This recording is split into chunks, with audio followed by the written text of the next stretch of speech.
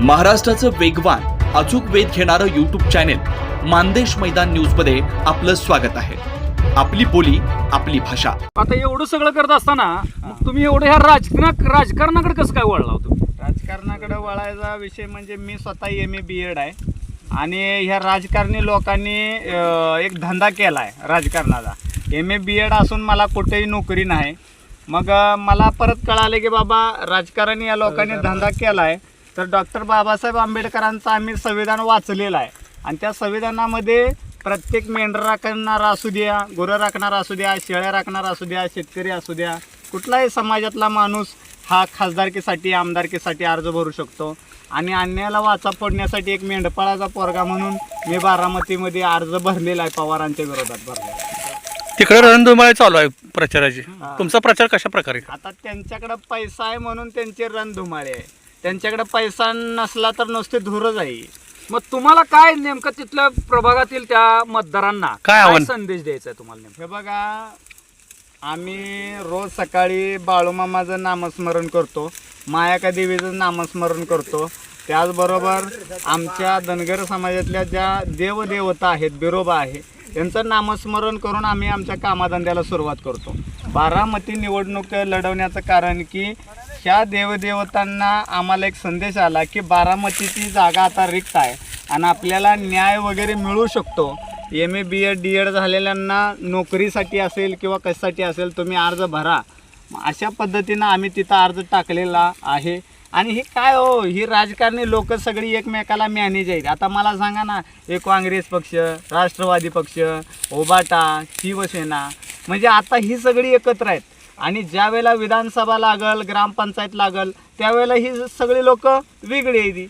म्हणजे इथं लोकांना भुलवण्याचं काम ह्या ठिकाणी चालू आहे असं मला वाटलं. म्हणून मी एक दिवस मेंढर राखायचं बंद केलं आणि तिथं जाऊन अर्ज टाकून आलो आणि परत अजून मेंढराला सुरुवात केलं. कारण हे आमचा धंदा असल्यामुळं आम्हाला करणं भाग आहे रोजीरोटीसाठी. म्हणजे तुम्हाला असं म्हणायचं आहे की जनता जे आता जनतेची दिशाभूल याकडून होत आहे त्यांना सावधान करण्यासाठी म्हणून तुम्ही राजकारणामध्ये येतात असं तुम्हाला म्हणायचं आहे? हां, 100%. आज तुम्हाला सांगतो, या माझ्या मेंढ्यांची शपथ घेऊन सांगतो, एक दिवस धनगराचा खासदार होणार आणि आता जी धनगराची झालेलीच आणि झालेल्या धनगरातला उपमुख्यमंत्री सुद्धा, ह्याच्यासाठी सुद्धा मी आवाज उठवलेला आहे. धनगरांच्यातला उपमुख्यमंत्री व्हावा ही सुद्धा माझी इच्छा आहे. त्यामुळं आम्ही 100% बारामती लढवणार आहे, आमच्या पद्धतीनं होईल. आणि जो काय बारामतीतला धनगर समाजाला एक माझं आव्हान आहे, हे बघा, तुम्ही कोणा मागणं फिरताय, कोणाचा प्रचार करताय हे मला माहीत नाही, पण आपला एक समाज बांधव म्हणून आम्ही तुम्हाला आवाहन करतो की मतं ही क्रमांक 2 आरवाय घुटुकडे यांना तुम्ही मतं टाका आणि ही पडलेली मतं थेट आपल्या समाजातील देवदेवता ह्यानाला जाणार आहेत. यासाठी तुम्हाला मिळालेलं चिन्ह कोणतं आहे? माझं चिन्ह आहे प्रस्थापितांचा आवाज बंद करण्यासाठी शिटी चिन्ह आहे. हे शिट्टी चिन्ह लहान मुलांना माहीत आहे, मोठ्यांना माहीत आहे. आणि सांगोल तालुक्यात सुद्धा शिट्टीज होतं आणि आता बारामतीत सुद्धा शिट्टीज आहे. आणि या शिट्टीचा आवाज ह्या मेंढका या बारामतीत काढल्याशिवाय सोडणार नाही. मतदारसंघामध्ये मतदान काय परिस्थिती आहे तुम्हाला? आता परिस्थिती अशी आहे की अजितदादांचा अकाली मृत्यू झाला. त्या जाण्यामुळं लोकही फार भावनिक झालेले आहेत. काय दृष्टिकोनानं भावनिक झालं नाही पाहिजे, म्हणजे राजाच्याच घरामध्ये राजा जन्माला आला नाही पाहिजे. काही उपेक्षितांच्या, वंचितांच्या, मेंढराख्या घरात सुद्धा राजा जन्माला आला पाहिजे. आणि अजितदादा म्हणत होते ही बारामती माझं कुटुंब आहे, बरोबर, पण ते हे म्हणले नव्हते की माझ्या कुटुंबातलाच एखादा आमदार व्हावा, हे ते म्हणले नव्हते. बारामतीमधला धनगर समाज हा माझा कुटुंब आहे, पण धनगर समाजातला आमदार केला का तिकीट दिलं नाही? कशाला पाहिजे सुनीत्रताई, कशाला पाहिजे जय पवार? एखादा धनगर समाजावर MIDCत काम करणारा, तुमच्या सूतगिरणीवर काम करणारा, तुमच्या दुधाच्या ह्याच्यावरती काम करणारा तो माणूस का आमदार नको आहे?